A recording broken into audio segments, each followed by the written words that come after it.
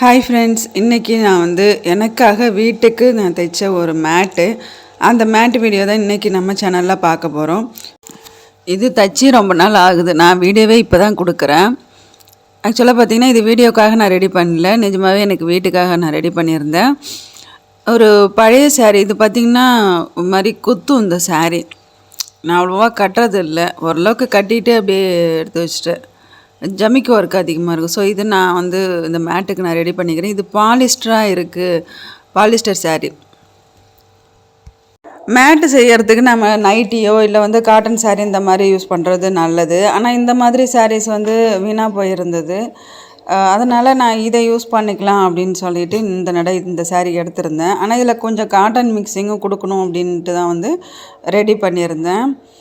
இது ஃபஸ்ட்டு நான் எப்படி ரெடி பண்ணுறேன்னு பார்த்துடலாம். நான் இந்த ஜரிகை இல்லாமல், ஏன்னா அது காலை வச்சோம்னா கிழிக்கும் கொள்ளும் இல்லையா, அந்த மாதிரி இல்லாத மாதிரி நான் எடுத்துக்கிட்டேன். சாரியை சின்ன சின்ன பீஸாக கட் பண்ணி எடுத்துக்கிட்டேன். அந்த மாதிரி கட் பண்ணும்போது அதில் சின்ன சின்ன இந்த புட்டா இருக்கும் பாருங்கள், ஜமிக்கி வச்சே இருக்கும், எல்லா சாரிலையுமே இருக்கும். அந்த புட்டா காலில் படாமல் கீழ்ப்பக்கமாக வர மாதிரி நான் மடித்து தையல் ஓட்டிக்கிட்டேன்.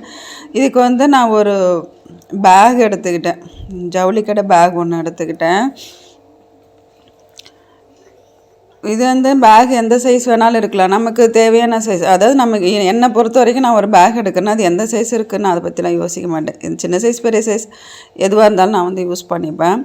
மேக்ஸிமம் வீட்டுக்கு மேட்டு நான் கடையில் வாங்கிடுவேன். வாங்க போக எனக்கு முன்னெல்லாம் பார்த்திங்கன்னா நான் மேட்டு தைக்கிற மேட்டு, நான் ரெடி பண்ணுற மேட்டு தான் வீட்டுக்கு நான் யூஸ் பண்ணுவேன்.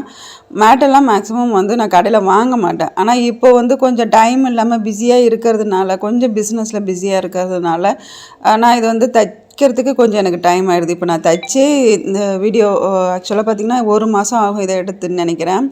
அதே நான் இப்போ தான் கொடுத்துட்ருக்குறேன். ஸோ நான் கண்டினியூஸாக ஒரு நாள் கொடுக்கணும்னு டெய்லியும் யோசிக்கிறது. ஸோ டைம் இருக்கும்போது கொஞ்சம் கொஞ்சம் கொடுத்துட்றேன். மேக்ஸிமம் ஷார்ட்ஸாக கொடுத்துருவேன். இப்போ இதுக்கு சின்ன சின்ன சுருக்கமாக வச்சு கொடுத்துக்கிட்டு இருக்கிறேன். ஒரு டைமும் நம்ம மேட் வீடியோ போடும்போது என்னமோ ஒரே மாதிரி இருக்குது அப்படிங்கிற மாதிரி பார்க்குறவங்களுக்கு தோணும். ஆனால் நல்லா கவனித்து பார்த்திங்கன்னா ஒரு மேட்டுக்கும் நிறைய வித்தியாசம் இருக்கும். இப்போ இது சின்ன சின்ன சுருக்கங்களாக நான் ஃபுல்லாக கொடுத்துக்கிறேன். இதில் இன்னொன்று பார்த்திங்கன்னா, நம்ம கீழே தைக்கும்போது ஒரு சின்னதாக ஒரு மடிப்பு கொடுத்து தையல் போடணும். அப்படி இல்லைன்னா புடவையோட அந்த நூல் இழையாக நம்ம காலில் மாட்டிக்கிட்டு நமக்கு தடுக்கிட்டு இருக்கும். அதில் கொஞ்சம் கவனமாக இருந்துக்கலாம். ஸோ நான் கீழே ஒரு தடவை மடித்து கொடுத்துட்டு தையல் போடுறேன் பாருங்கள். இது ஃபினிஷிங்காக இருக்கும். நூல் அந்தளவுக்கு எடுத்துக்கிட்டு வராது. இப்போ ஒரு ரவுண்டு முடிஞ்சிட்டு நான் செகண்ட் ரவுண்டு வரேன். இது நமக்கு கட்டமாக தான் போடணும், நீளமாக தான் போடணும், ரவுண்டில் போடலாம், எப்படி வேணாலும் போடலாம், நம்மளோட விருப்பம்தான் இது. நான் இந்த பேக் எடுத்துக்கிட்ட பேக்கோட சைஸ்க்கே நான் போட்டுக்கிட்டேன்.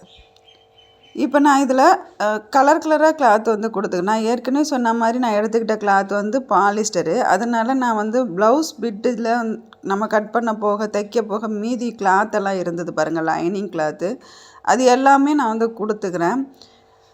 இது இன்னுமே நெருக்க கொடுத்தா தான் அழகாக இருக்கும். அதே போல் நான் நெருக்க நிறைய கிளாத் கொடுத்துக்கிறேன். நான் சென்டரில் கொடுக்குறது எல்லாமே ஓரளவுக்கு லைனிங் கிளாத்து கொஞ்சம் காட்டன் மாதிரி தான் இருக்கும், நமக்கு வழுக்காது.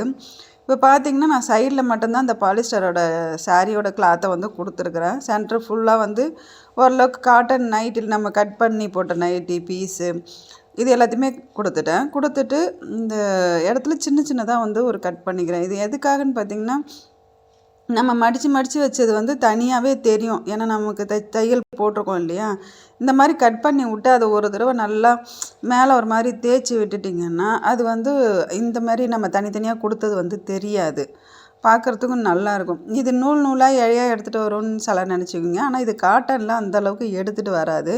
நம்ம கட் பண்ணி விடுறதுமே ஒரு பெரிய பீஸ்லாம் கட் பண்ணிட்டு சின்ன சின்னதாக தான் நம்ம கட் பண்ணி விடுறோம். இந்த மாதிரி ஃபுல்லாக கட் பண்ணி எடுத்துக்கிறேன்.